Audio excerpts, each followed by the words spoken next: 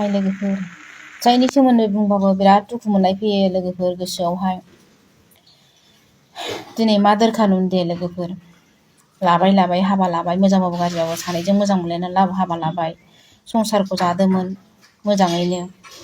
गिलु-बालु खस्थ' गावबो खस्थ'नि गेजेरजों देरनाय नोंथांमोननि गेजेराव फिन खनसे गोदान आपडेट लानानै फैलायबाय थ' नैबे आपडेटआ एसे सिरियासलि जागोन थ' बे साननैसोआव आं सासे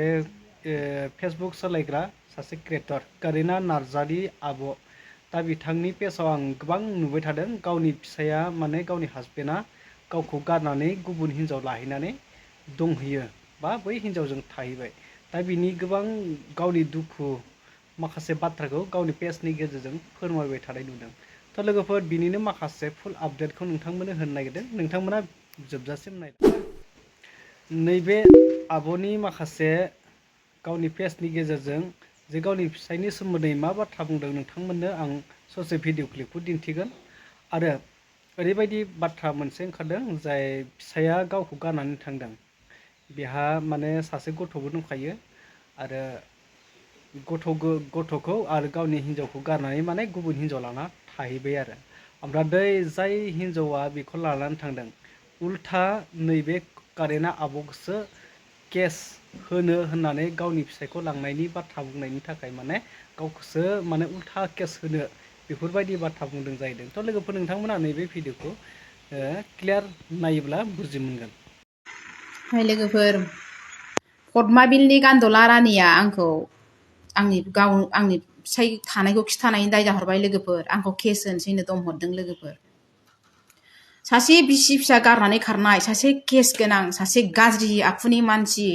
हिन्जाव गोसोलुन गोसोलान मानसिखौ दिनै न' सिङाव सोनानै लानानै दिनै बियो थाल गैबावा बियो सोरनि गान्दला राजाया सोरनि सिङाव हाबनानै दंहैयो सोरनाव बानानै दंहैयो बेखौ थाल गैया बियो आंखौसो केस होनो बिनि सेक्सना मोनसिखा हसिखा बिसि गोनां फिसा गारनानै खारनाय सासे दायनिगिरिखौ न' सिङाव सोनानै दोननाय भाराथिया दोननानै थानायनि आयेननि सेक्सना बिसिबां गोलैयो बेखौ खिथाहरनाय लोगोफोर सोरबा मिथियोब्ला लोगोफोर लाजियाखै बे लासिंसिं फै नोङो होनहरलायदों आंखौसो लोगोफोर आंखौ केस होनोसैनो लाजियाखै बियो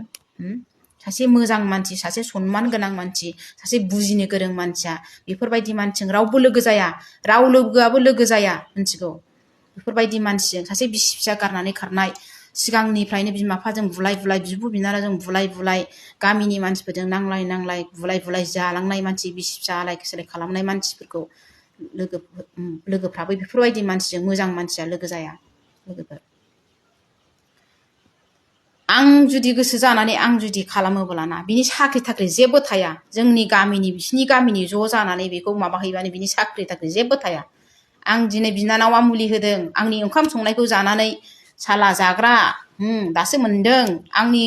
हिनजावखौनो नागिरनायखौ लायाखै दासो मोनदों होनलायलायनाय हामदों होनहरग्रा बिनानावा आरो बिफायाबो बे न'खौ जों सानैजोंखौ गारलायनायनि होआखैमोननो बिफायाबो गाव हिनजाव गोदाय लानानै बे न'खौ बेंसैमोननो जोंखौ दस्रायाव खारनानै थांनायसो होदोंमोननो होननानै सिमान जानायखायसो आं बेखौ जेबो खालामाखै हिनजाव गोसथोनायजों मोनबाबो आं बेखौ जेबो खालामाखै लोगोफोर नेनानै दं आंखौ फैदों होननानै लेंहरदोंना आं थांनाय समावनो आंखौ बुजानो गिनानै नोङो प्रेसार जाखारफ्लादोंमोन ना आं जेबो मिथिया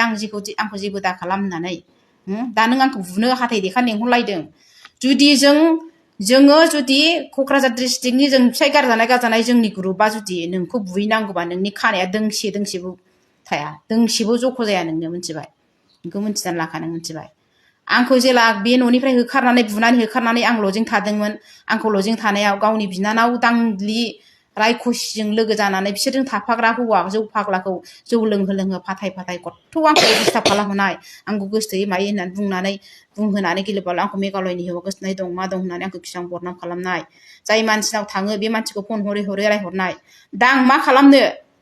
जाय मानसिया बेखौ लजिं दोनग्राना नैबे गान्दला राजाखौ बेनि न'खौनो सावगोन आं र' जाय मानसिया गसाइगाव बेखौ भारा दोनग्रा जाय मानसिया बेजों लोगो जाग्रा बेखौ गासिबो माबाजोबगोन आं र' थारैनो नोंथांमोना नुबाय थ' बेवहाय मा फोरमायखो कारिना नार्जारि जाय क्रिएटर बिथाङा थ' एक्सुवेलि बे गोरोन्थि जादों बै फिसाया गावनि जाय गिबि हिन्जावखौ बेफोरबायदि माने इनाय खालामना गारलांनानै गावनि सिबां मोजां संसारखौ गारनानै खारनानै माने बै हिन्जावा बेखौ उल्टा केस होनो नायफैलायनाय बेथ' आरो बेफोरबायदि माने जेबो जेरावबोथ' आरो बेबायदि आयेन गैया उल्था माने दाय मावना थांनानै आरो बे दायनिगिरिया बेखौ सोरखौबा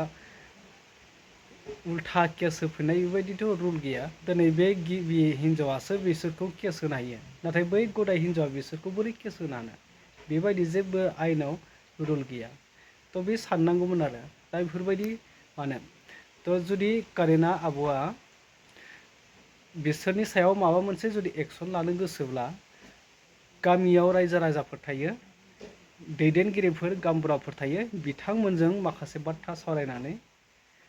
दा सलुसनखौ खालामना लादोंना लायाखै दा बिनि खोथासै आरो दा बिथाङा बुंनाय बायदिब्लाथ' कर्टसिमबो थांलायलायबाय बिसोरनि जे माखासे बाथ्राया बेफोरबायदि जाहैदों आरो कर्टआवबो माने बिजिरलायनाय जाखांबाय आरो दा बेफोरबायदि गोबां बाथ्रा जानानै दङ थ' नैबे दुखुनांथावना आरो जाय हौवाया बे हिन्जावखौ कारिना आब'खौ गारनानै थांदों बे एसे बुजिनांगौमोन आरो बै हिन्जावा साननांगौमोन संसार जाखानाय मानसिखौ गथ' गोनांखा मानसिखौ लाबोनायना आं मानो आलाय सिलाय खालामनो दा उल्थासो माने बुजिनो रोङि ओरैबायदि अहंखार जाहैबाय आरो बे हिन्जावा उल्थासो केस होफिनलायनो नागिरदों बा हिन्जाव गिबिखौसो बेथ' आरो मालाबाबो जानो हाया बेबायदि जे रावबो रुल गैया गिबियासो गदायखौ केस होनो हागोन जुदि हौवाखौ बमब्रायनानै माबा माबि जुदि खालामदोंब्ला फार्स्ट हिन्जावासो हागोन सेकेन्ड हिन्जावा हाया थ' लोगोफोर नोंथांमोननो नैबे ससे आपडेटखौनो सेयार खालामबाय बिनि सायाव नोंथांमोना मा फोरमायनो सानो कमेन्ट खालामना फोरमायदो।